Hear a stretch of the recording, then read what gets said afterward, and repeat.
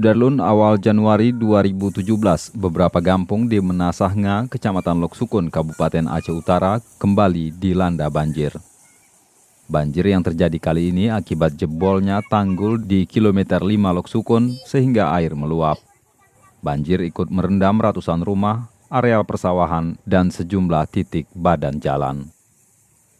Dari pantauan di lokasi, kondisi terparah terjadi di kilometer 4, bahkan sepanjang 500 meter badan jalan ikut terendam.